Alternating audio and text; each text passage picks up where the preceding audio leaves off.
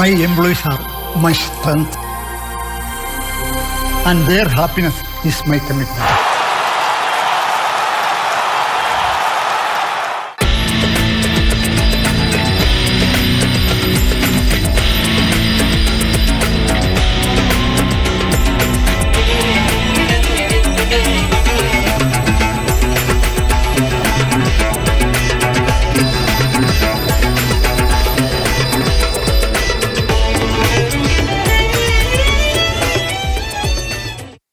ലോകത്ത് എവിടെയായാലും ഒരു ആമുഖത്തിൻ്റെയോ പരിചയപ്പെടുത്തലിൻ്റെയോ ആവശ്യമില്ലാത്ത ഒരു വ്യക്തിയാണ് നമുക്ക് മുന്നിലുള്ളത്. ഡോക്ടർ രവി പിള്ള 18-ാം വയസ്സിൽ 10,000 രൂപ കടമെടുത്ത് ഒരു ചിട്ടി ഫണ്ട് തുറന്നു. ആ ചിട്ടി ഫണ്ട് നടത്തി അതിൽ നിന്നുള്ള ഒരു ആത്മവിശ്വാസത്തോടു കൂടി ലോകത്തിൻ്റെ വിവിധ ഭാഗങ്ങളിലേക്ക് പടർന്ന് പന്തലിച്ച ഒരു മനുഷ്യൻ ഇന്ന് ലോകത്തിലെ ഏറ്റവും സമ്പന്നരായ മലയാളികളിൽ മുൻനിരയിൽ നിൽക്കുന്ന ഒരാൾ. അതാണ് ഡോക്ടർ രവി പിള്ള. എങ്ങനെയാണ് ഈ യാത്രയെ താങ്കൾ നോക്കി കാണുന്നത്? ഞാൻ ഗൾഫിൽ വന്നത് 1978-ലാണ്.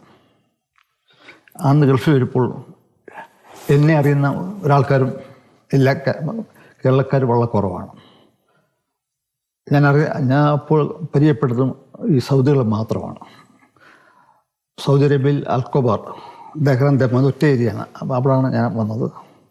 അവിടെയാണ് എൻ്റെ ജീവിതം എന്നെ രവിപ്പിള്ളയാക്കിയത്. സൗദി അറേബ്യയിൽ അൽക്കോബാറാണ്. താങ്കളുടെ ഒരു സക്സസ് സ്റ്റോറിയാണ്. അതിനിടയിൽ ആദ്യകാലത്തൊക്കെ പ്രയാസപ്പെടുത്തിയ അനുഭവങ്ങളൊക്കെ ഉണ്ടാവും. ഈ ഇന്ത്യയെ പറ്റി വേൾഡിലുള്ള മതിപ്പെന്ന് വെച്ചാൽ നമ്മളൊരു പുവർ കൺട്രിയാണ് എന്നുള്ളതാണ്. ഇപ്പം ഇന്ത്യക്കാരെ കൊണ്ടുള്ള ആർക്കും ഇന്ത്യക്കാരെ ട്രസ്റ്റ് ഇല്ല. കാരണം വെച്ചാൽ ഇന്ത്യക്കാരെന്ന് വെച്ചാൽ ഗാർഡനർ, ലേബർ, ക്ലീനർ, അങ്ങനെയാണ് ധാരണ. അന്ന് ഇന്ത്യ സമയം 1978-79 ഇന്ത്യയിലെ എക്കോണമിയും വളരെ പൂറായിരുന്നു. അപ്പോൾ അതനുസരിച്ച് ഇന്ത്യയുടെ സ്റ്റാറ്റസ് കൂടെങ്കിൽ നമ്മുടെ ഇന്ത്യൻ എക്കോണമി ഗ്രോണായാൽ നമ്മുടെ സ്റ്റാൻഡേർഡ് വിടും. അതാണ് പ്രത്യേകത. അപ്പോൾ നമ്മൾ എപ്പോഴും ഒരു ലേബറായിട്ടാണ് കണക്കാക്കുന്നത്. അപ്പോൾ നമ്മളാരും ട്രസ്റ്റ് ഇല്ല. അന്ന് ഇപ്പം ലോകത്തെ സിഇഒമാരെല്ലാം ഇന്ത്യക്കാരാണ്. അന്ന് ആരുമില്ല. ഇപ്പോൾ ഇന്ത്യ റിച്ചായതുകൊണ്ട് ഇപ്പം ഒരു നല്ലൊരു മതിപ്പ് ഇന്ത്യക്കാർക്ക് ലോകത്തെവിടെയുണ്ട്.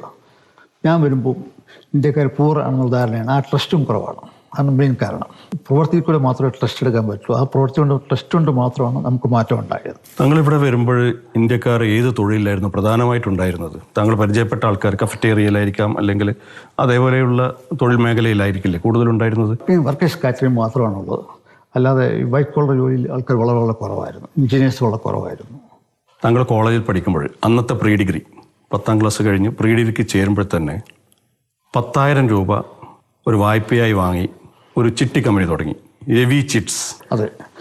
17-18 വയസ്സുള്ള ഒരു പയ്യൻ യാതൊരു മുൻപരിചയവും ഇല്ലാതെ 10,000 രൂപ വായ്പ എടുത്ത് ഒരു ചിട്ടി ഫണ്ട് കമ്പനി തുടങ്ങുന്നു. അതായിരിക്കും ഒരുപക്ഷെ താങ്കളുടെ ആദ്യത്തെ സംരംഭം. അതെ. ഞാൻ എൻ്റെ അച്ഛനും ഫാർമറാണ്. ഞാൻ ഫാർമർ സന്നായിരുന്നു. അപ്പം ഞങ്ങൾ അവരെല്ലാം വളരെ കണ്ടുള്ള പൈസ അന്ന് ശാസ്താംകോട്ട ദേവസ്വം ബോർഡുകളിലാണ് ഞാൻ പഠിച്ചത്. 10 പൈസയാണ് ഈ ഞാൻ സ്റ്റവറിൽ നിന്ന് ശാസ്താംകോട്ട പോകാൻ. തിരിച്ചു വരാൻ 10 പൈസ. അപ്പോൾ 20 പൈസ മാത്രമേ തിരിവുള്ളൂ. അപ്പോൾ ഒരു ചായ കുടിക്കണമെങ്കിൽ അതിനുള്ള പോക്കറ്റ് മണി ഇല്ല. അപ്പോൾ അപ്പയെ ആലോചിച്ച് സ്വന്തമായിട്ട് പൈസ ഉണ്ടാക്കണം എന്നൊരാഗ്രഹം. ഫാർമറായാലും ഒരിക്കലും നമുക്ക് പൈസ ഉണ്ടാക്കാൻ സാധിക്കില്ല എന്നൊരു വിശ്വാസം. അങ്ങനെയാണ് എന്തെങ്കിലും ഒരു ബിസിനസ് തുടങ്ങാൻ ഒരു ആഗ്രഹം ഉണ്ടായത്. അപ്പോൾ അന്ന് ആലോചിച്ചപ്പോൾ ആ പ്രായത്തിൽ ഈ ഡെയിലി ചിട്ടി ഫണ്ട് ഡെയിലി അങ്ങനെ ചിട്ടി ഫണ്ട് തുടങ്ങി. അതിന് ക്യാപിറ്റൽ വേണം. ക്യാപിറ്റൽ കിട്ടാൻ വലിയ പ്രയാസമാണ്. ഞാൻ അറിയുന്ന 2 പേരുടെ കയ്യിൽ നിന്ന് ഈ 100 രൂപയ്ക്ക് 5 രൂപ 5% പ്രതിമാസം എന്ന് വെച്ചാൽ 60% ഇയർലി എടുത്താണ് ഇത് തുടങ്ങിയത്. ആ ഈ പൈസ എടുത്ത് ചെറിയ കടക്കാർക്ക് കൊടുക്കും. അന്ന് എല്ലാ ദിവസവും വൈകിട്ട് പോയി അത് തിരിച്ച് കൊടുക്കുന്നതും പിരിക്കുന്നതും ഒരേ ആൾ തന്നെ. ഞാൻ തന്നെ തുടക്കം ഞാൻ തന്നെ ആയിരുന്നു എല്ലാം. ഈ പഠിപ്പിൻ്റെ ഇടയിൽ ഈവനിങ്ങിൽ 6 തൊട്ട് ഒരു 10 വരെ. പൈസ കിട്ടാൻ പ്രയാസമാണ്. ആദ്യം എല്ലാവരും വാങ്ങാൻ വളരെ സന്തോഷമാണ്. ഈ പിരിക്കാൻ പോകുന്ന സമയം 5:30, 6 o'clock അവർക്ക് അറിയാം. ആ സമയത്ത് അവർ മാറി നിൽക്കും. നമ്മൾ 5 മിനിറ്റ് വെയിറ്റ് ചെയ്യും, അല്ലെങ്കിൽ 10 മിനിറ്റ്, അല്ലെങ്കിൽ അടുത്ത സ്ഥലത്ത് അളന്ന് കിടത്തില്ല. പിന്നെ ഇടയ്ക്കൊക്കെ വന്ന് നോക്കി എങ്ങനെയും പിടിച്ച് വാങ്ങും. അവരുടെ കുഴപ്പമില്ല, അവരുടെ ബാധ്യത കൂടുതലാണ്. അതനുസരിച്ച് അന്ന് എങ്ങനെ ഇപ്പോൾ ഒരു വർഷമായപ്പോഴത്തേക്ക് നമ്മൾ ഇച്ചിരി പൈസ ഒക്കെ ഉണ്ടായി. എന്നാൽ ഈ വാങ്ങിച്ച ഈ ക്യാപിറ്റൽ കുറേശ്ശെ തിരിച്ചു കൊടുക്കാൻ, ഇൻട്രസ്റ്റ് സേവ് ചെയ്യാൻ വേണ്ടി തിരിച്ചു കൊടുക്കാൻ തുടങ്ങി. അവിടെ നിന്ന് പുതിയൊരു മേഖലയിലേക്ക് കോളേജ് ഡിഗ്രി കഴിഞ്ഞു. പിന്നീട് എങ്ങനെയായിരുന്നു ജീവിതം? എൻ്റെ ജീവിതത്തിലെ ഏക ആഗ്രഹം ഒരു ഗ്രാജുവേറ്റ് ആകുക എന്ന് മാത്രമായിരുന്നു. ഗ്രാജുവേഷൻ ഞാൻ കൊച്ചിയിൽ പോയി MBA പഠിക്കാൻ വേണ്ടി പോകണം. അപ്പോൾ ഈവനിങ് കോഴ്സിൽ എൻ്റെ കൂടെ കൊച്ചിൻ റിഫൈനറി, FACT എന്ന് പറയും, അവിടുത്തെ എല്ലാ എഞ്ചിനീയേഴ്സ് ഈവനിങ് കോഴ്സിന് MBA പഠിക്കാനുണ്ടായിരുന്നു. അപ്പോൾ അവരുടെ ഉള്ള സുഹൃത്ത് കൊണ്ടാണ് ഞാൻ ഒരു കൺസ്ട്രക്ഷൻ കോൺട്രാക്റ്റായിട്ട് തുടങ്ങിയത്. അന്ന് എൻ്റെ ആദ്യത്തെ വർക്ക് കിട്ടിയത് കൊച്ചിൻ റിഫൈനറി എന്നാണ് അന്ന്. എന്നിട്ട് FACT. അപ്പോൾ ഈ പഠിക്കുന്ന സമയത്ത് തന്നെ ഈ കൺസ്ട്രക്ഷൻ പണി തുടങ്ങി.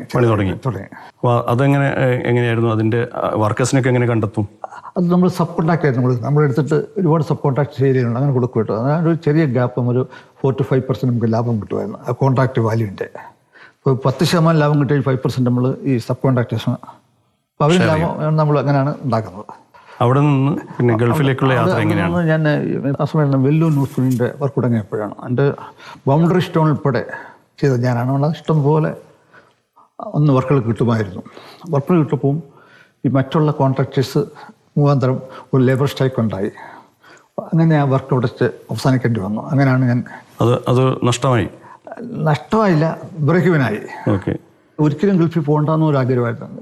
നാട്ടിൽ നിന്നാൽ നമുക്ക് അതിൽ കൂടുതൽ പൈസ ഉണ്ടാക്കാമെന്നൊരു ധാരണ എൻ്റെ മനസ്സിലുണ്ടായിരുന്നു. പക്ഷെ അത് തെറ്റാണെന്ന് പിന്നെ മനസ്സിലായി. പിന്നെ എങ്ങനെയാണ് സൗദിയിൽ എത്തിപ്പെടുന്നത്? സാധാരണ മൊബൈൽ 2-3 മാസം നിന്നു ഒരാളെ കണ്ടുപിടിച്ചിട്ട് അങ്ങനെയാണ് സൗദിയിൽ അൽക്കോബാറിൽ അബ്ദുള്ള അൽ ജുഫൈൻ എന്ന് പറഞ്ഞ നല്ലൊരു സൗദി, അങ്ങനെയാണ് വെച്ച് പരിചയപ്പെടുന്നത്. അങ്ങനെയാണ് ഞാൻ സൗദിയിൽ വന്നത്, സൗദി അൽക്കോബാറിൽ വന്ന് 2-3 മാസം 4 മാസം നിന്നു.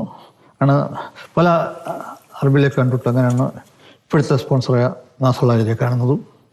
ഒരു ബിസിനസ് എഗ്രിമെൻ്റ് ഉണ്ടാക്കുകയും വെർബൽ എഗ്രിമെൻ്റ് ഉണ്ടാക്കിയിട്ട് ബിസിനസ് തുടങ്ങുകയും ചെയ്തത് അങ്ങനെയാണ്. അപ്പോൾ അന്ന് ഈ സൗദികളുടെ മുമ്പിൽ സ്വയം എങ്ങനെയാണ് പരിചയപ്പെടുത്തിയത്? എന്താണ് അതിൻ്റെ ഒരു ക്യാപിറ്റൽ? അന്ന് ഞാൻ കുറേ പൈസ അറേഞ്ച് ചെയ്തിരുന്നു തുടങ്ങാൻ വേണ്ടി. എൻ്റെ ക്യാപിറ്റൽ വർക്ക് തുടങ്ങിയത് കമ്പനി എസ്റ്റാബ്ലിഷ് ചെയ്തു. അങ്ങനെ പല ആൾക്കാരും പരിപ്പെട്ടു. ബിസിനസ്സിനെ പറ്റി ഞാൻ പറഞ്ഞു 4-5 വർഷത്തെ ഇന്ത്യയിൽ എക്സ്പീരിയൻസ് ഉണ്ട്. അങ്ങനെ എവിടെയൊക്കെ ബിസിനസ് ഉണ്ട് മനസ്സിലാക്കി എങ്ങനെയാണ് അത് പഠിച്ചതിന് ശേഷമാണ് തുടങ്ങിയത്. ഞാൻ ആദ്യം തുടങ്ങിയത് ദഹാൻ എയർബേസിൽ, ഒരു ബ്രിട്ടീഷ് എയർവേസിൻ്റെ ഫ്രഞ്ച് അവിടെയാണ്. അങ്ങനെ അവിടെ ആദ്യത്തെ വർക്ക് കിട്ടിയത് അവിടെയാണ്. ഇന്ന് കേരളത്തിൽ ഇന്ത്യയിൽ നാഗർകോവിൽ എന്ന സ്ഥലമുണ്ട് കേരളത്തിനടുത്ത്. അവിടെ നിന്ന് 150 എംപ്ലോയീസിനെ കൊണ്ടാണ് നമ്മൾ ആദ്യത്തെ ആ പ്രസ്ഥാനം തുടങ്ങിയത്. അത് ഇവിടെ വന്നിട്ട് എത്ര മാസം കഴിഞ്ഞിട്ടാണ്? 6 മാസത്തിനകത്ത്. 6 മാസം കഴിഞ്ഞു. അപ്പോൾ തിരിച്ച് തിരുവനന്തപുരത്ത് പോയി, നാഗർകോവിലിൽ പോയി. അതെ, അങ്ങനെയാണ് ആദ്യം. ഇവിടുത്തെ ഞങ്ങൾ സ്പോൺസർ ഉൾപ്പെടെ വന്നു ആൾക്കാരെ കാണാൻ വേണ്ടി, കേരളം കാണാൻ വേണ്ടി.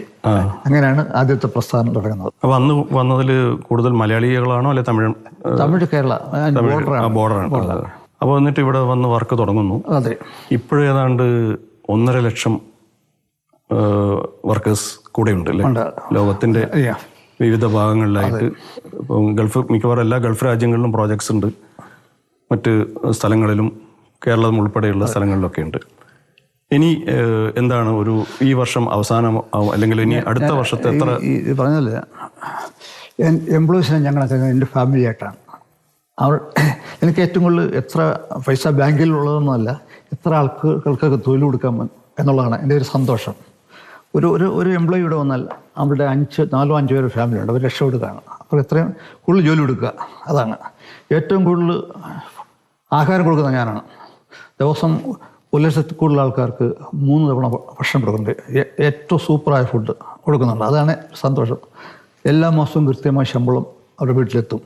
അപ്പോൾ അതനുസരിച്ച് ഈ റെപ്യൂട്ടേഷൻ ഉണ്ടായിട്ട് നമുക്ക് വർക്ക് കിട്ടും. പിന്നെ എല്ലാ എംപ്ലോയീസിൻ്റെയും എൻ്റെ ഫാമിലിയായിട്ട് കണക്കാക്കുന്നു. അവരുടെ കഴിവാണ് ഞാൻ ഉയരാൻ കാരണം.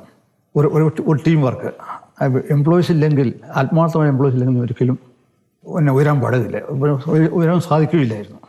അപ്പം എൻ്റെ ഉയർച്ചയുടെ കടപ്പാട് എൻ്റെ എംപ്ലോയീസാണ്. 80% എംപ്ലോയീസ് ഇന്ത്യക്കാരും കേരളക്കാരുമാണ്. അവരോടാണ് എൻ്റെ ആ കടപ്പാടുള്ള ഉയർച്ചയുടെ കാരണത്തിൽ. ഇനിയും ഇപ്പോൾ ഒരു ബൂം ടൈമാണ്. ഇഷ്ടംപോലെ വർക്കുകൾ ഗ്യാസിൻ്റെയും പെട്രോകെമിക്കലും വരുന്നുണ്ട്. അബുദാബിയിൽ ധാരാളം ജോലി വരുന്നുണ്ട്, സൗദി വരുന്നുണ്ട്, ഖത്തറിലുണ്ട്. അപ്പോൾ നമ്മൾ ഈ വർഷം തന്നെ ഇപ്പോൾ 4-5 കോൺട്രാക്ട് സൈൻ ചെയ്തു. ഈ വർഷം തന്നെ അടുത്ത $4 to $5 billion കോൺട്രാക്ട് സൈൻ ചെയ്തിട്ടുണ്ട്. അതനുസരിച്ച് ഇനി മോർ ദാൻ 80,000 ആൾക്കാർ ഈ വർഷവും നെക്സ്റ്റ് 2025 മാർച്ചിനകത്ത് റിക്രൂട്ട് ചെയ്യും. അതിൽ മോർ ദാൻ 6,000 എഞ്ചിനീയേഴ്സിനാണ് ഞങ്ങൾ റിക്രൂട്ട് ചെയ്യാൻ പോകുന്നത്. അത് ഫ്രഷ് എഞ്ചിനീയേഴ്സിനെയും ഈ വർഷം ഫ്രഷ് എഞ്ചിനീയേഴ്സിനെയും നമ്മൾ റിക്രൂട്ട് ചെയ്ത് ട്രെയിൻ ചെയ്തിട്ട് നമ്മൾ ജോലി എടുക്കും. വരുന്ന ആൾക്കാർക്കെല്ലാം മിനിമം 10 to 15 years ജോബ് നമുക്ക് ഓഫർ കൊടുക്കാൻ പറ്റും. നമ്മുടെ ജോലി ഇപ്പം നമ്മൾ സൈൻ ചെയ്തതെല്ലാം ജോൺ കോൺട്രാക്ട് 5 to 10 years കോൺട്രാക്റ്റാണ്. ഗൾഫ് ജീവിതം, ഗൾഫിലേക്കുള്ള വരവാണ് ശ്രീ രവി പിള്ളയുടെ ജീവിതത്തിലെ ഒരു ടേണിംഗ് പോയിന്റ്. ഒരുപക്ഷെ അധ്വാനത്തിൻ്റെ ഫലം ഒക്കെ എങ്ങനെയാണ്, എത്രമാത്രം വിലയേറിയതാണ് എന്നുള്ളത് തിരിച്ചറിഞ്ഞ ഒരു കാലം ഇവിടെ വന്നതിന് ശേഷമായിരിക്കും. രവി പിള്ളയാവുന്നത് ഗൾഫിലെത്തിയതിന് ശേഷം. ആ മാറ്റം വ്യക്തിജീവിതത്തിലും അതേപോലെ ഔദ്യോഗിക ജീവിതത്തിലൊക്കെ ഉണ്ടാക്കിയ മാറ്റം എങ്ങനെയാണ്? എൻ്റെ പേര് രവീന്ദ്രൻ പിള്ള എന്നായിരുന്നു പഠിക്കുന്ന കാലഘട്ടത്ത്. പിന്നെ കോളേജ് പഠിക്കുമ്പോൾ രവിയാക്കി. ഈ ഗൾഫിൽ വന്നപ്പോൾ രവി പിള്ളയാക്കി. കാരണം വെച്ചാൽ ഇവിടെ സെക്കൻഡ് ടൈം അത്യാവശ്യമാണ്. ഇപ്പോൾ ഹോട്ടൽ താമസം യാത്ര ചെയ്യാം. അങ്ങനെയാണ് രവി പിള്ളയാക്കിയത്. എന്നെ ഞാനാക്കിയത് ഗൾഫാണ്. ഞാൻ ഗൾഫിൽ വന്നില്ലെങ്കിൽ ഞാൻ ഒരിക്കലും ഫേമസ് ആകുകയില്ല, ഇത്രയും ആൾക്കാരെ സഹായിക്കാനും പറ്റുകയില്ല. ഈ ഗൾഫിൽ ഉയരാനുള്ള മെയിൻ കാരണം ട്രസ്റ്റാണ്. ട്രസ്റ്റ് ഉണ്ടെങ്കിൽ മാത്രമേ നമുക്ക് ഉപയോഗിക്കാൻ പറ്റുള്ളൂ. ആൾക്കാർക്ക്, ക്ലയൻറ്റിന് നമ്മൾ ട്രസ്റ്റ് ഉണ്ടാകണം. ട്രസ്റ്റ് ഉണ്ടെങ്കിൽ നമ്മൾ കോൺട്രാക്ട് സൈൻ ചെയ്യുമ്പോൾ ആ ടൈം സമയത്ത് സേഫ്റ്റി ക്വാളിറ്റിയിൽ വർക്ക് ചെയ്യണം. ആ ക്വാളിറ്റി വർക്ക് ചെയ്തെങ്കിൽ മാത്രമേ നമുക്ക് ഇമ്പ്രൂവ്മെൻ്റ് ഉണ്ടാകുള്ളൂ. ഇപ്പം നമുക്കൊരു വർക്ക് കിട്ടണമെങ്കിൽ വെറുതെ വർക്ക് കിട്ടില്ല. അത് $billions of വർക്കാണ്. അപ്പോൾ അവർ കമ്പനി നമ്മൾ പ്രീ ക്വാളിഫൈ ചെയ്യണം. നമ്മൾ പ്രീവിയസ് ഏതൊക്കെ ജോലി ചെയ്തു, അവിടുത്തെ സേഫ്റ്റി എങ്ങനെയായിരുന്നു, ക്വാളിറ്റി എങ്ങനെയായിരുന്നു, ടൈംലി കംപ്ലീഷൻ എങ്ങനെയായിരുന്നു, വർക്ക് സാറ്റിസ്ഫാക്ഷൻ എങ്ങനെയാണ്, ഇതെല്ലാം സാറ്റിസ്ഫൈ ചെയ്തെങ്കിൽ മാത്രമേ നമുക്കൊരു വർക്കിന് ബിൽഡ് ചെയ്യാൻ പറ്റുള്ളൂ, വർക്ക് കിട്ടുകയുള്ളൂ. അത് നമ്മൾ 24 hours നമ്മൾ ഏത് ബിസിനസ് ചെയ്യണമെങ്കിലും നമ്മുടെ ടൈം ബിസിനസ്സിന് വേണ്ടി സ്പെൻഡ് ചെയ്യണം. എങ്കിൽ മാത്രമേ നമ്മൾ വിജയിക്കാൻ പറ്റൂ. എങ്കിലേ നമ്മുടെ ഉള്ള ആൾക്കാർക്ക് ഒരു ട്രസ്റ്റ് നമ്മളോട് ഉണ്ടാകണം. ഏത് കാര്യത്തിനും അവർ വിളിച്ചാൽ നമ്മളപ്പം ഉണ്ടായിരിക്കണം, നമ്മൾ അഡ്വൈസ് കൊടുക്കണം. സൈറ്റിൽ പോകണമെങ്കിൽ അപ്പോൾ പോയിരിക്കണം. എങ്കിൽ മാത്രമേ ഉയർച്ച ഉണ്ടാവും, അവർക്ക് ട്രസ്റ്റ് ഉണ്ടാവും. ക്ലയൻറ്റിന് പല പ്രോബ്ലം ഉണ്ടായാലും നമ്മൾ വിളിച്ചാൽ കിട്ടിയിരിക്കണം. അതിന് നമ്മൾ കമ്മിറ്റ് ചെയ്താൽ അത് നടന്നിരിക്കണം. ആ നടത്തിയുണ്ടെങ്കിൽ മാത്രമേ നമുക്കൊരു ഇമ്പ്രൂവ്മെൻ്റ് ഉണ്ടാവുള്ളൂ. ഇപ്പം ഗുഡ് വിൽ വെരി ഇമ്പോർട്ടൻ്റ്. എപ്പോഴും നമ്മുടെ ഗുഡ് വിൽ കീപ്പ് ചെയ്യാൻ നമ്മൾ വളരെ ശ്രദ്ധിക്കണം. താങ്കൾ വെറും കൈയോടെയാണ് വന്നത്. ഒരു ആത്മവിശ്വാസം മാത്രമാണ് ഒരു കൈമുതൽ. അപ്പോൾ അന്ന് ഒരു വലിയൊരു ആശങ്ക ഉണ്ടായിരുന്നു, എന്താവും ജീവിതം എന്നുള്ളത്. എനിക്ക് എന്നിൽ തന്നെ ഒരു വിശ്വാസം ഉണ്ടായിരുന്നു. ഞാൻ ഉയരുമെന്നുള്ളത് സെൽഫ് കോൺഫിഡൻസ് വേണം. ആദ്യമായിട്ട് നിങ്ങൾ തന്നെ വിശ്വസിക്കണം. എങ്കിൽ മാത്രമേ പറ്റുള്ളൂ. ആ വിശ്വാസം ഉണ്ടെങ്കിൽ നമ്മൾ വിജയിക്കും. വിശ്വസ്ത മാത്രമല്ല, വിശ്വസ്ത അനുസരിച്ച് നമ്മൾ ആക്ടിങ് ചെയ്യണം, ആക്റ്റായിട്ട് വർക്ക് ചെയ്യണം. എങ്കിൽ മാത്രമേ മാറ്റം ഉണ്ടാവുള്ളൂ. 1978 വന്ന് ഒരുപാട് യാത്രകൾ ചെയ്ത് കാണും. പരിമിതികൾക്കിടയിൽ നിന്നുകൊണ്ട് ഒരുപാട് ആൾക്കാരുമായിട്ട് സൗഹൃദം സ്ഥാപിക്കാനും ഈ ബിസിനസ്സിന് വേണ്ടി ഓടി നടക്കാനൊക്കെ എങ്ങനെയാണ് സാധിച്ചത്? നാസറിൻ്റെ ഒരു വണ്ടിയും ഡ്രൈവറും ഉണ്ടായിരുന്നു. പക്ഷേ എങ്കിലും 1980 ആദ്യമായിട്ട് ഞാൻ ഒരു കാറ് വാങ്ങിയത്. അത് 1 മാസം പഴക്കമുള്ള ഹോണ്ട അക്കോർഡ്, ഇപ്പോഴും ഓർമ്മയുണ്ട്. ആ കാറിലാണ് ഞാൻ ഡ്രൈവിംഗ് ട്രെയിൻ ചെയ്ത് കഴിയത്. ആ കാറിൽ കംപ്ലീറ്റ് യാത്ര ചെയ്യുന്നു. അന്ന് ഇവിടുന്ന് അൽക്കോബാറിൽ നിന്ന് ജുബൈയിൽ പോകണമെങ്കിൽ 3 മണിക്കൂർ യാത്ര ചെയ്യണം. കാരണം അന്ന് റോഡൊക്കെ വളരെ നാരോ ആയിരുന്നു. 84-85 നല്ല റോഡ്സ് വന്നത് ജുബൈയിൽ പോകാനും മറ്റിവിടെയും. അന്ന് സ്വന്തമായി ഓടിച്ചു പോയിരുന്നു അല്ലെങ്കിൽ സ്വന്തമായി? അതെ. അന്ന് എയർപോർട്ടൊക്കെ വളരെ ചെറുതായിരുന്നു, സൗകര്യമില്ല. പിന്നെയാണ് എയർപോർട്ടും പുതിയ ബിൽഡിങ്സും പുതിയ ഹൈവേസും പുതിയൊരു ഇമ്പ്രൂവ്മെൻ്റ് ഉണ്ട്. അതിൻ്റെ മെയിൻ കാരണം വെച്ചാൽ അന്ന് പെട്രോൾ വില ഒരു ബാരലിന് $8 സംതിങ് ആയിരുന്നു. അന്ന് ഇന്ത്യൻ രൂപ ഒരു സൗദി റിയാൽ 1.25 to 1.50 ആയിരുന്നു. അതാണ് കാലഘട്ടം. 80-ന് ശേഷമാണ് ഒരു ബൂം ഗൾഫിൽ മൊത്തം ഉണ്ടായത്. എന്നുവെച്ചാൽ പെട്രോൾ വില കൂടുന്നതനുസരിച്ച് ഉണ്ടായി. ഒറ്റ ഒരു ഓർഡറിൽ 4 റോൾസ് റോയ്സ് കാറുകൾ താങ്കൾ വാങ്ങിയെന്ന് കേട്ടിട്ടുണ്ട്. എന്തായിരുന്നു അതിൻ്റെ ഒരു പശ്ചാത്തലം? അത് കാരണം വെച്ചാൽ റോൾസ് റോയ്സ് പുതിയ മോഡൽ ഇറക്കാൻ പോകുമായിരുന്നു, ഗോസ്റ്റ്. അപ്പോൾ അവരെന്നെ അപ്രോച്ച് ചെയ്തു. അപ്പം നമ്മളോട് ഐഡിയ ചോദിച്ചിട്ടാണ് കാറ് എൻ്റെ ഇന്ത്യയിൽ ഉണ്ടാക്കിയത്. അപ്പോൾ അങ്ങനെ ഞാൻ 4 കാറ് ഓർഡർ ചെയ്തു. ഒരുമിച്ച് 4 ഓർഡർ ചെയ്ത് ഒരാൾ ഞാൻ റോൾസ് റോയ്സിൽ. ഒരു അത്ഭുതമായിരുന്നു. അങ്ങനെ അന്ന് തന്നെ ആ 10% ഓർഡർ ചെയ്ത് 10% അമ്പത്തിന് പൈസ കൊടുത്തിരുന്ന കാർ. ഏറ്റവും എനിക്ക് ഇഷ്ടപ്പെട്ട ഏറ്റവും നല്ല കാറിലൊന്ന് റോഡ് റേസറാണ്. ഇപ്പോഴും യാത്രകൾ അതിൽ തന്നെയാണ്? പല കാറുകളുണ്ട്, ചില മീറ്റിങ്ങിൽ മാത്രം ഉപയോഗിക്കും. ഇപ്പോഴും 2024 താങ്കളുടെ ഈ ജീവിതത്തിന് 50 വർഷം പൂർത്തിയാവുന്നതാണ്. അതെ. ഇനി എന്താണ് ഭാവി പരിപാടി? ഈശ്വരൻ സഹായിച്ച് പൈസ ഉണ്ട്, ഇനി എത്ര ആൾക്കാർക്ക് ജോലി കൊടുക്കാൻ സാധിക്കും ഇതാണ്. ഈ കമ്പനി ഞാൻ എൻ്റെ കാലശേഷവും തീർച്ചയായിട്ടും ഓടും നല്ല രീതിയിൽ. വേൾഡ് ഫേമസ്, ഞങ്ങളുടെ കമ്പനി വേൾഡ് ഫേമസ് ആണ് ഓയിൽ ആൻഡ് ഗ്യാസിൽ. ലോകത്തെ ഏറ്റവും വലിയ കമ്പനി അവിടെയാണ്. ഞാൻ വളരുന്നതനുസരിച്ച് എൻ്റെ ഫാമിലി, എംപ്ലോയീസ് അവരും വളരും. കേരളത്തിൻ്റെ കാര്യത്തിലേക്ക് നമുക്കിനി വരാം. ITDCയുടെ ഹോട്ടൽ വാങ്ങിക്കുന്നു, ആവിസ് എന്ന ബ്രാൻഡിൽ ഹോട്ടലുകൾ തുടങ്ങുന്നു. ഹോസ്പിറ്റാലിറ്റി രംഗത്ത് താങ്കളൊരു വലിയൊരു മാറ്റം കൊണ്ടുവന്നിട്ടുണ്ട്. കേരളത്തിൻ്റെ ഭാവി ടൂറിസമാണോ? നമ്മുടെ ലാൻഡ് വളരെ കുറവാണ്, റാ മെറ്റീരിയൽ വളരെ കുറവാണ്. നമുക്കുള്ളത് മാൻപൂറും ഇപ്പം ടെക്നിക്കൽ മാൻപൂറും വളരെ കുറവാണ്. നമുക്കുള്ള ടൂറിസമാണ് വെച്ചാൽ നല്ല ഏറ്റവും നല്ല ഗ്രീനാണ്. അത് ആൾക്കാർ ഈ ഫോറിനേഴ്സിന് വളരെ ഇഷ്ടമാണ് ഗ്രീന്. ഇഷ്ടംപോലെ നദിയുണ്ട്, കായലുണ്ട്, കടലുണ്ട്. അതുകൊണ്ട് ടൂറിസ്റ്റുകൾക്ക് വളരെ സന്തോഷമാണ്. അതുകൊണ്ടാണ് ഇഷ്ടംപോലെ ടൂറിസ്റ്റ് വരുന്നത്. അപ്പോൾ അവരെ നല്ല രീതിയിൽ ഫെസിലിറ്റീസ് കൊടുക്കുക. ഹോസ്പിറ്റാലിറ്റി, നല്ല താമസമുള്ള ക്ലീൻ നീറ്റായിരിക്കണം, നല്ല ബെഡ്, നല്ല സർവീസ്, നല്ല ഫുഡ്, ഇത് കിട്ടി വലിയ മാറ്റം ഉണ്ടാകും. കേരളത്തിലേക്ക് ഇന്ന് പുതിയ പ്രോജക്റ്റുകൾ ആലോചിക്കുന്നുണ്ടോ?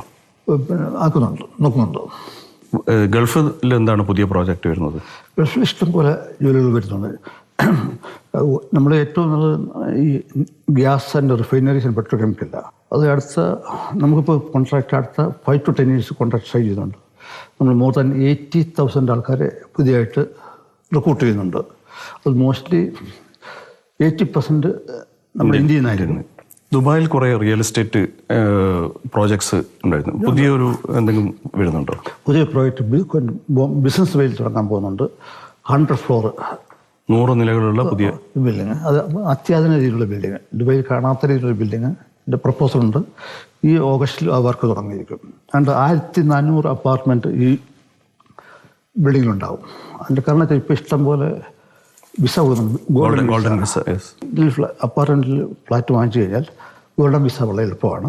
എത്ര വർഷം കൊണ്ട് കംപ്ലീറ്റ് ആവും? നമ്മൾ 2-3 വർഷം കൊണ്ട് തുടങ്ങിക്കഴിഞ്ഞാൽ 3 വർഷം കൊണ്ട്. ലാൻഡ് നമ്മുടേതാണ്. നമ്മൾ ലാഭം ഉണ്ടാക്കാൻ വേണ്ടി കൂടുതൽ ഒരു സർവീസിനുള്ളത് നമ്മൾ. ഇനി പുതിയ തലമുറയോട് രവി പിള്ള എന്ന വ്യവസായിക്ക് പറയാൻ എന്താ ഉള്ളത്? ബിസിനസ് സെലക്ട് ചെയ്തുള്ള ശ്രദ്ധിച്ച് വേണം. നമ്മളൊരു ഫീസിബിലിറ്റി സ്റ്റഡി നോക്കി മാത്രം ഒരു ബിസിനസ് ഒരിക്കലും തുടങ്ങാൻ പാടില്ല. ഫിസിബിലിറ്റി പലരും ഉണ്ടാക്കും, അവർ പൈസ കിട്ടുന്നതിന് വേണ്ടിയാണ്. 1, 2, 3 ഫിസിബിലിറ്റി കിട്ടിയാൽ തന്നെ നമ്മൾ തന്നെ പഠിക്കുക. അല്ല, പഠിച്ചിട്ട് അത് അങ്ങനെ ഏതെങ്കിലും ഫാക്ടറി ഉണ്ടെങ്കിൽ ആ ഫാക്ടറി വിസിറ്റ് ചെയ്യുക.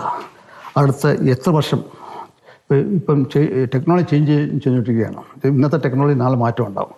അപ്പോൾ അടുത്ത മിനിമം ഒരു 10 വർഷമെങ്കിലും ഈ പ്രൊഡക്റ്റിന് നല്ല വാല്യൂ ഉണ്ടെന്ന് മനസ്സിലാക്കിയിട്ട് മാത്രമേ ഒരു ബിസിനസ് തുടങ്ങാവൂ. രാഷ്ട്രീയ നേതാക്കന്മാരുമായിട്ടൊക്കെ താങ്കളുടെ പേര് പലപ്പോഴും ബന്ധിപ്പിച്ചപ്പം പ്രധാനമന്ത്രി നരേന്ദ്രമോദിയുമായിട്ട് സൗഹൃദമുണ്ട്, മുഖ്യമന്ത്രി പിണറായി വിജയനുമായിട്ട് സൗഹൃദമുണ്ട്. ഇത് എങ്ങനെയാണ് താങ്കൾ ഈ സാധിച്ചെടുക്കുന്നതും, അല്ലെങ്കിൽ ഒരു സ്വാഭാവികമായി വന്ന് ചേരുന്ന സൗഹൃദങ്ങളാണോ? നമുക്ക് ബിസിനസ് ബന്ധം ഉണ്ടാകുന്നത് നമ്മൾ രാഷ്ട്രീയം നടത്താൻ വേണ്ടിയല്ല, ബിസിനസ് നടത്താൻ വേണ്ടിയല്ല. പ്രൈം മിനിസ്റ്ററെ കാണുന്ന വെച്ചാൽ നമ്മൾ എപ്പോഴും പുറത്താണ്. ഇപ്പോൾ അവർ ഇപ്പം ഗൾഫിൽ വിസിറ്റ് ചെയ്യുമ്പം നമ്മളെ അറിയണം, അറിയേണ്ട അത്യാവശ്യമാണ്. അതുപോലെ പിണറായി അറിയാം, മുന്നേറ്റ സാറിനെ അറിയാം, VK വാസുദേവൻ സാറിനെ, അവരെല്ലാം നല്ലൊരു സൗഹൃദ ബന്ധമുണ്ട്. അവരൊക്കെ നല്ല ആൾക്കാരാണ്, അതുകൊണ്ടാണ് ബന്ധം ഉണ്ടാകുന്നത്. പക്ഷെ അവരെ കൊണ്ട് യാതൊരു ബിസിനസ് നേട്ടങ്ങൾ എനിക്കുണ്ടായിട്ടില്ല. പക്ഷേ ആ സൗഹൃദം എന്നും സൂക്ഷിച്ചു നോക്കുന്നുണ്ട്. രവി പിള്ള ഫൗണ്ടേഷൻ ഒരുപാട് ജീവകാരുണ്യ പ്രവർത്തനങ്ങൾ നടത്തുന്നുണ്ട്. എങ്ങനെയാണ് അതിലേക്കുള്ള ഒരു വഴി തുറന്നത്? കൊച്ചുനാൾ തൊട്ട് ഞാൻ പറയില്ലേ, ഒരു 7 വയസ്സ് 8 വയസ്സ് വരെ ഞാൻ ഫാർമർ എന്ന് പറയില്ലേ, അന്ന് കൃഷിക്കാരോട് ജോലി ചെയ്യാൻ പോകും, അവരുടെ പ്രയാസങ്ങളൊക്കെ മനസ്സിലാക്കുന്നുണ്ട്. അന്ന് ഞാൻ വിചാരിച്ചു എന്തെങ്കിലും സാമ്പത്തികം ഉണ്ടെങ്കിൽ സാധാരണക്കാരെ സഹായിക്കണമെന്ന്. ആ രീതിയിലാണ്. അത് ലാഭം ഉണ്ടാവില്ലെങ്കിലും എൻ്റെ വരുമാനത്തിൻ്റെ സർട്ടൻ പെർസെൻറ്റേജ് കഷ്ടപ്പെടുന്നവർക്ക് വേണ്ടി സഹായിക്കാൻ വേണ്ടി വെച്ചിരിക്കണം. അത് ആർക്കൊക്കെ സഹായിക്കുന്നു ഞാൻ പുറത്ത് പറയില്ല, കഴിയുന്നത്ര ആൾക്കാരെ ഞാൻ സഹായിക്കുന്നുണ്ട്. ഈയിടെ താങ്കൾക്ക് ബഹ്റൈനിൽ ഒരു വലിയൊരു പുരസ്കാരം ലഭിച്ചതായിട്ട് വായിച്ചിട്ടുണ്ടായിരുന്നു. ഏറ്റവും സുരക്ഷിതമായി 1 കോടി തൊഴിൽ ദിനങ്ങൾ പൂർത്തിയാക്കാൻ കഴിഞ്ഞു എന്നുള്ളത്. ഒരു തൊഴിലാളിക്ക് പോലും ജീവഹാനിയോ എന്തെങ്കിലും ഒരു ചെറിയ പരിക്ക് പോലും ഇല്ലാതെ അത്രയും മികച്ച രീതിയിലുള്ള സുരക്ഷാ മാർഗങ്ങളും സൗകര്യങ്ങളും ഒക്കെ ചെയ്തുകൊണ്ട്. ഈ സേഫ്റ്റി വളരെ ഇമ്പോർട്ടൻ്റ് ആണ്. നമ്മൾ ആരുടെ ലൈഫിലും ഒരു ആക്സിഡൻറ്റ് ഉണ്ടാകാൻ പാടില്ല. അപ്പോൾ അതിന് നമ്മൾ പ്രത്യേക ആൾക്കാരുണ്ട്. എല്ലാ ദിവസവും സേഫ്റ്റി ക്ലാസ് ഉണ്ടാകും, അതിനുശേഷമാണ് വർക്ക്. അതുകൊണ്ട് ഒരു ആക്സിഡൻറ്റ് ഉണ്ടാകാതെ ശ്രമിക്കുന്നത്. പക്ഷേ ഉണ്ടാകാൻ നമ്മൾ പ്രാർത്ഥിക്കുക. സേഫ്റ്റിയാണ് ഫസ്റ്റ്, പിന്നെ പ്രൊട്ടക്ഷൻ നോക്കുകയുള്ളൂ. താങ്കളുടെ ഒരു ദിവസം എങ്ങനെയാണ്? ഞാൻ ഇവിടെ ഗൾഫിലുണ്ടെങ്കിൽ 6 മണിക്ക്, ഈ ഗൾഫിൽ തന്നെ ദുബായാണ് 1 മണിക്ക് മാറ്റമുണ്ടാകും. പല രാജ്യങ്ങൾ ഇവിടെ ആണെങ്കിൽ 6 മണിക്ക് എഴുന്നേക്കും. ഈ സൗദിയിലെല്ലാം ബഹറിലാണെങ്കിൽ അത് കഴിഞ്ഞിട്ട് രാവിലെ ഒരു 3/4 മണിക്കൂർ വ്യായാമം. പിന്നെ ഭാഗത്ത് പിന്നെ 6 മണിക്കൂർ പ്രയർ, ബ്രേക്ക്ഫാസ്റ്റ് കഴിഞ്ഞാൽ പിന്നെ ബിസിനസ്സാണ്.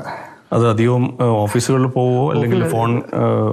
എപ്പോഴും യാത്രയായിരിക്കും, ഇല്ലെങ്കിൽ ഇവിടെ തന്നെ കാണും. പിന്നെ സൈറ്റ് വിസിറ്റ് ഉണ്ടാകും.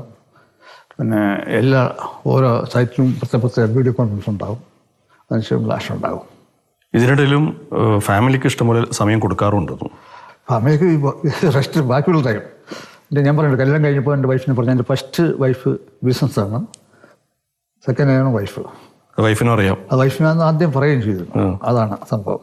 ഇപ്പോൾ ഇതാക്കി പിന്നെ ബിസിനസ് ഉണ്ടെങ്കിൽ എന്ത് പൈസ ഉണ്ടാക്കാൻ പറ്റില്ല, നമുക്ക് എംപ്ലോയ്മെൻറ്റ് എടുക്കാനുള്ളൂ, ആൾക്കാർ ജോലി എടുക്കാൻ പറ്റൂ, നമുക്ക് പേരുണ്ടാകാൻ പറ്റുള്ളൂ, പൈസ ഉണ്ടാക്കാൻ പറ്റുള്ളൂ, എന്നിട്ട് പിന്നെ ഫാമിലി ഉള്ളൂ. ഒരു മലയാളിയുടെ യുവത്വത്തോട് അല്ലെങ്കിൽ കുട്ടികളോട് എന്ത് പറയാൻ? ഇപ്പം നമുക്ക് 1.4 ബില്യൺ ഇതുണ്ട് ജനസംഖ്യ, പോപ്പുലേഷൻ. മറ്റ് പല രാജ്യങ്ങളിലും ഇപ്പം കൊറിയ, ജപ്പാൻ, യൂറോപ്പിലൊക്കെ പോപ്പുലേഷൻ വളരെ കുറവാണ്. അത് ഇഷ്ടം പോലെ ഓപ്പർച്യൂണിറ്റീസ് ഉണ്ട്. മിനിമം കൂടുതൽ ലാംഗ്വേജ് പഠിക്കുക നിർബന്ധമായിട്ട്. മദർ ടങ് ഹിന്ദി, ഇംഗ്ലീഷ് നിർബന്ധമാണ്, ഫ്രഞ്ച് അല്ലെങ്കിൽ മറ്റ് ലാംഗ്വേജ് നിർബന്ധം പഠിക്കുക. ജാപ്പാനീസ് നല്ല സാധ്യതയുള്ളൂ. ഏറ്റവും കൂടുതൽ ജോലി സാധ്യതയുള്ളത് ബിസിനസ് സാധ്യതയുള്ളത് ജപ്പാൻ, കൊറിയ ആൻഡ് യൂറോപ്പും. ഒരു വിശ്രമം വേണമെന്ന് എപ്പോഴെങ്കിലും ആഗ്രഹിച്ചിട്ടുണ്ടോ? ഇതുണ്ടായിട്ടില്ല. ഇല്ല. അങ്ങനെ നടന്നു വന്നു. ഏറ്റവും കൂടുതൽ ബിസിയാകുന്ന ഏറ്റവും കൂടുതൽ സന്തോഷം. രാത്രി എത്ര മണി വരെ ജോലി ചെയ്യും? അല്ലെങ്കിൽ രാത്രി എത്ര മണി ഉണർന്നിരിക്കും? ഞാൻ രാത്രി 12 വരെ ആക്റ്റീവായിരിക്കും, ഫോണിലായിരിക്കും. സമയം കിട്ടുമ്പോൾ ഈ രാത്രി 10-9 തൊട്ട് 10-12 മണി ഒരു ഏതെങ്കിലും മൂവി കാണും. അത് മലയാളമാണോ അല്ലെങ്കിൽ മലയാളം, ഇംഗ്ലീഷ് ഏതെങ്കിലും. എപ്പോഴും ചിരിക്ക് തമാശ മനസ്സ് മൊത്തം മാറി ഫ്രഷ് ആകാൻ വേണ്ടിയാണ് ഈ മൂവി കാണുന്നത്. ഞാൻ എക്കാലം ഓർമ്മിക്കപ്പെടണം എന്ന് ആഗ്രഹിക്കുന്ന ഏതൊരു മനുഷ്യനും ആഗ്രഹിക്കും.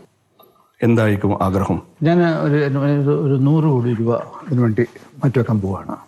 ഈ സാധാരണക്കാർ സഹായിക്കാൻ വേണ്ടി മാത്രം. അത് എങ്ങനെയാണെന്ന് പഠിച്ചുകൊണ്ടിരിക്കുകയാണ്. അത് എപ്പോഴും അടുത്ത വർഷം തൊട്ടത് ഉള്ള പരിപാടിയാണ്. ലോകത്തിലെ ഏറ്റവും സമ്പന്നനായ മലയാളികളിൽ മുന്നിൽ നിൽക്കുന്ന ഒരാളാണ് ശ്രീ രവി പിള്ള. അദ്ദേഹമാണ് നമ്മോട് അദ്ദേഹത്തിൻ്റെ ജീവിതം, അദ്ദേഹത്തിൻ്റെ കർമ്മരംഗം എല്ലാം നമ്മോട് പറഞ്ഞു കഴിഞ്ഞത്. വളരെ സന്തോഷം. മാതൃഭൂമിക്ക് വേണ്ടി ഇത്രയും സമയം ചെലവഴിച്ചതിന് സന്തോഷം രേഖപ്പെടുത്തുന്നു. Thank you very much. Wish you all the best. Thank you.